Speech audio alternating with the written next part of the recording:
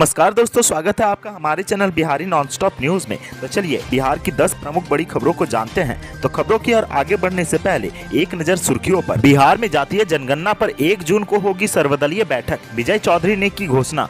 Magadh university के कुलपति राजेंद्र प्रसाद को हाईकोर्ट से झटका, करना होगा सरेंडर, लेनी होगी जमानत। सऊदी में फंसे बिहारियों की विदेश मंत्रालय ने ली खबर, 17 को दिलाई नौकरी, 5 लौटे भारत। बिहार में बीएड एंट्रेंस एग्जाम की आवेदन की तिथि बढ़ी, 2 लाख से अधिक आवेदन मिले, जाने कट ऑफ के बारे में। बिहार में शराबबंदी से जुड़े कानून में संशोधन का असर, करोड़ों जुर्माना लेकर छोड़े गए 219 वाहन व 1 मकान। राज्यसभा चुनाव के लिए बिहार भाजपा 12 उम्मीदवारों का करेगी चयन, दिल्ली से लगेगी 2 नामों पर अंतिम मुहर। बिहार में जमीन रजिस्ट्री का बदलने लगा तरीका, जानिए नए सॉफ्टवेयर से कैसे कम होगा ग्राहकों का खर्च। बिहार में अगले 24 घंटे के अंदर फिर से भीषण आंधी पानी का अलर्ट, जानिए क्या है वजह। बिहार राज्य में जातीय जनगणना कराने को लेकर 1 जून को सर्वदलीय बैठक होगी। उस दिन दोपहर बाद 4 बजे मुख्यमंत्री सचिवालय के संवाद कक्ष में यह बैठक निर्धारित की गई है। इसमें विभिन्न दलों के नेता शामिल होंगे। इस संबंध में सभी दलों के नेताओं से बात हो चुकी है। मुख्यमंत्री ने पिछले दिनों इस बैठक को जल्द कराए जाने की घोषणा की थी। संसदीय कार्य सह शिक्षा मंत्री विजय कुमार चौधरी ने मंगलवार को यह जानकारी दी। इसके पहले 27 जून को सर्वदलीय बैठक करने के सिलसिले में सरकार की ओर से राजनीतिक दलों से राय ली गई थी। कुछ दलों ने सहमति दी थी, लेकिन कुछ दलों से सहमति नहीं आई थी। गौरतलब है कि जाति आधारित जनगणना कराने की अनुशंसा केंद्र सरकार को भेजने का सरकार का प्रस्ताव बिहार विधानसभा में 2 बार पारित हो चुका है। इसी संबंध में मुख्यमंत्री नीतीश कुमार के नेतृत्व में सर्वदलीय प्रतिनिधि मंडल ने प्रधानमंत्री नरेंद्र मोदी से मिलकर भी अनुरोध किया था। केंद्र सरकार ने देर हो जाने के कारण इसमें असमर्थता जताई थी, जिसके बाद मुख्यमंत्री नीतीश कुमार ने घोषणा की थी कि अगर सभी दल सहमत हो तो राज्य सरकार अपने स्तर से इसे कराने का विचार रखती है। इसी सिलसिले में सभी दलों से विमर्श के बाद यह बैठक मुख्यमंत्री की अध्यक्षता में बुलाई गई है। मगध विश्वविद्यालय बोधगया के कुलपति राजेंद्र प्रसाद उर्फ डॉक्टर राजेंद्र प्रसाद को पटना हाईकोर्ट से कोई राहत नहीं मिला है। कोर्ट ने उन्हें आत्मसमर्पण कर जमानत लेने का निर्देश दिया है। हाईकोर्ट ने संबंधित निचली अदालत को कहा है कि आवेदक के द्वारा नियमित जमानत के लिए आत्मसमर्पण किया जाता है तो इस मामले की सुनवाई और उस पर आदेश पर उस मामले में आए साक्ष्यों के आधार पर किया जाए। न्यायमूर्ति आशुतोष कुमार की एकल पीठ ने कुलपति डॉक्टर राजेंद्र प्रसाद द्वारा दायर अग्रिम जमानत के आवेदन पर सुनवाई करते हुए यह निर्देश दिया है। याचिकाकर्ता ने अपने विरुद्ध राज्य की विशेष निगरानी इकाई में दर्ज प्राथमिकी को निरस्त करने की मांग भी कोर्ट से की थी। आवेदक की ओर से भ्रष्टाचार निरोधक कानून में जोड़े गए नए धारा 17A का हवाला देते हुए कहा गया है कि बगैर पूर्व अनुमति के वीसी को पद से हटाने के लिए ऐसा किया गया है।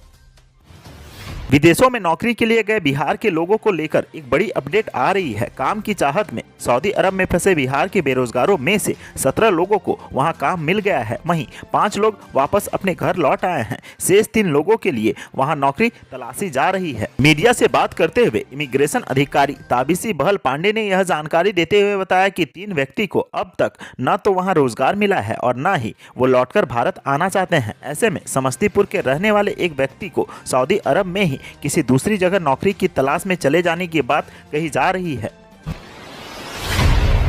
बिहार में राज्य स्तरीय बीएड संयुक्त नामांकन परीक्षा के लिए आवेदन करने की तिथि को विस्तारित कर दिया गया है। अब छात्र छात्राएं विलंब शुल्क के साथ 28 मई तक आवेदन कर सकते हैं। नोडल संस्थान ललित नारायण मिथिला विश्वविद्यालय दरभंगा के द्वारा इसे रीशेड्यूल किया गया है। आवेदन करने की अंतिम तिथि 21 मई को ही थी, लेकिन छात्र हित में इसे बढ़ा दिया गया है। आवेदन में सुधार के लिए 22 से 24 मई तक का समय दिया गया है, उसे भी बढ़ा दिया गया है। अब 29 मई तक छात्र छात्राएं सुधार कर सकते हैं।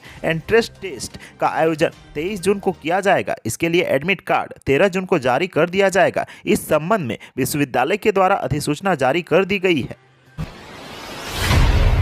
संशोधित मद निषेध कानून के तहत न्यायिक शक्तियां नहीं मिलने से भले ही विशेष दंडाधिकारी नए पुराने मामलों की सुनवाई नहीं कर पा रहे हैं, लेकिन डीएम के स्तर पर जुर्माना लेकर जब्त वाहनों व संपत्ति को छोड़ने की कार्रवाई की जा रही है। 1 अप्रैल 2022 को नया कानून लागू होने के बाद से 21 मई तक बिहार में जब्त 219 वाहनों से 1.96 करोड़ रुपये जुर्माना लेकर छोड़ा गया है। यही नहीं, न्यूनतम 1 लाख रुपये जुर्माना लेकर बेतिया में शराब के साथ जब्त एक मकान को भी विमुक्त किया गया है। मद निषेध उत्पाद एवं निबंधन विभाग के आयुक्त बी कार्तिकेय धनजी ने बताया कि सभी जिलों में ई ऑक्शन पोर्टल MSTC के माध्यम से जब्त वाहनों की नीलामी की जा रही है। इसके तहत अब तक 8,488 गाड़ियों का रजिस्ट्रेशन हो चुका है। इनमें से 335 वाहनों की नीलामी कर दी गई है। इसके माध्यम से 15 से 21 मई तक 119 वाहनों की नीलामी कर 81.69 लाख रुपये राजस्व प्राप्त किया गया है।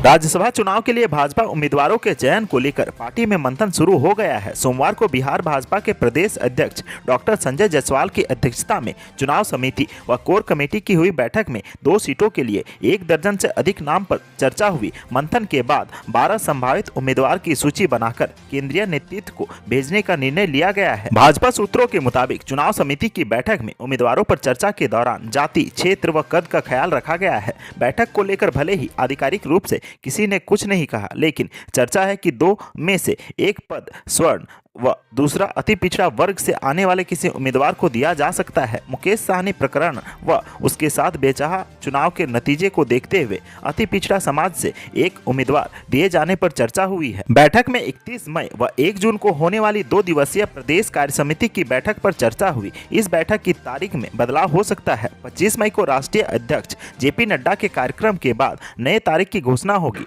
बैठक में जातीय जनगणना सहित वर्तमान राजनीतिक परिस्थितियों पर भी चर्चा हुई। बिहार में निबंधन कार्यालयों में सामान्य तौर पर कातिबों के सहयोग के बिना दस्तावेजों के रजिस्ट्री की कल्पना नहीं की जाती थी। उनके सहयोग से रजिस्ट्री कराने पर ग्राहकों को रजिस्ट्री व स्टाम्प शुल्क के अतिरिक्त राशि का भुगतान करना पड़ता है। हालांकि निबंधन विभाग ने मॉडल डील के माध्यम से रजिस्ट्री की सुविधा उपलब्ध कराकर कातिबों पर निर्भरता थोड़ी कम की है। भविष्य में national generic document registration system लागू होने पर यह निर्भरता पूरी तरह समाप्त हो जाएगी। कई राज्यों में लागू इस सिस्टम को बिहार में प्रयोग के तौर पर लखीसराय के हलसी और सीतामढ़ी के ढेंग रजिस्ट्री कार्यालयों में लागू कर दिया गया है। कातिबों पर ग्राहकों की निर्भरता कम करने के लिए मॉडल डीड की व्यवस्था का सकारात्मक परिणाम देखने को मिल रहा है। अगले 24 घंटे बिहार में एक बार फिर 50 किलोमीटर प्रति घंटे की रफ्तार से आंधी पानी गुजरेगी। इसमें कई थंडर स्टॉर्म मिलकर एक साथ काफी चौड़ाई के लिए गुजरते हैं। इसको लेकर IMD ने अलर्ट जारी किया है। क्षेत्रीय शीर्ष मौसमी विज्ञानी विवेक सिन्हा ने बताया कि मध्य उत्तर प्रदेश में यह कुछ कमजोर हुआ है। इसके बावजूद आंधी पानी काफी प्रचंड होगी। पश्चिमी विक्षोभ के रूप में यह बेहद ताकतवर रूप में आगे बढ़ रहा है। इसमें बिहार में बारिश, ठनका और जबरदस्त मेघ गर्जन के आसार हैं। मौसम विभाग इस पर निगाह रखे हुए है। इधर मौसम विभाग ने बिहार के पश्चिमी चंपारण, गोपालगंज, सिवान, सारण, भोजपुर, बक्सर, कैमूर और पटना जिलों के लिए ऑरेंज अलर्ट जारी कर दिया है। देर रात तक अलर्ट की संख्या और बढ़ेगी। इधर बिहार में दिन भर उत्तरी दक्षिणी बिहार में उत्तर दक्षिणी दिशा से गुजर रही ट्रफ लाइन की वजह से आंधी पानी का दौर जारी है। केवल मध्य बिहार में आंधी पानी की स्थिति नहीं बनी है। हालांकि पूरे बिहार में अधिकतम तापमान सामान्य से 6 डिग्री तक नीचे चला गया है।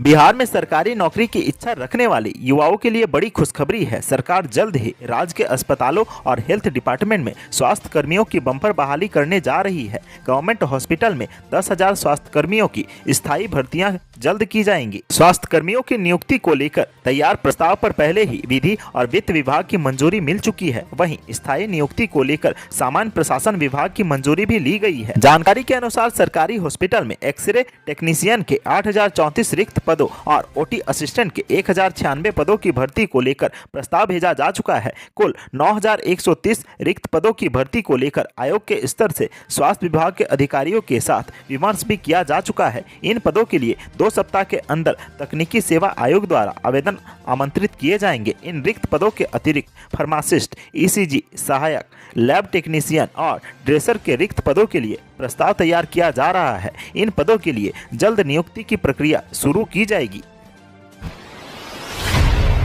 बिहार के निजी स्कूलों के लिए काम की खबर है। CBSE ने सभी निजी स्कूलों को शिक्षकों की सही जानकारी उपलब्ध कराने को कहा है। CBSE से मान्यता प्राप्त जो स्कूल शिक्षकों की सही जानकारी नहीं देंगे उन पर बोर्ड 50,000 रुपये का जुर्माना लगाएगा। बोर्ड ने इसकी सूचना पहले ही सभी स्कूलों को दे दिया था। स्कूलों द्वारा शिक्षकों की सही जानकारी नहीं देने के कारण 10वीं और 12वीं के मूल्यांकन में आ रही दिक्कतों को देखते हुए CBSE ने यह निर्णय लिया है। दरअसल 10वीं और 12वीं की परीक्षा के मूल्यांकन में आ रही दिक्कतों को देखते हुए CBSE ने बिहार के सभी स्कूलों को शिक्षकों की सही जानकारी उपलब्ध कराने का निर्देश दिया था। बोर्ड के मुताबिक हर साल ऐसे स्कूलों की जानकारी मिलती है जो ऐसे शिक्षकों को मूल्यांकन के लिए भेज देते हैं जो स्कूल में कार्यरत ही नहीं होते हैं, जिससे मूल्यांकन कार्य में परेशानी आती है। इसको लेकर इस बार बोर्ड काफी सख्त है। बता दें कि स्कूल प्रबंधन स्कूलों की वेबसाइट को अपडेट करने में लापरवाही बरते हैं। ज्यादातर स्कूल ऐसे शिक्षकों के मूल्यांकन के लिए भेजते हैं जो स्कूल में कार्यरत नहीं होते हैं,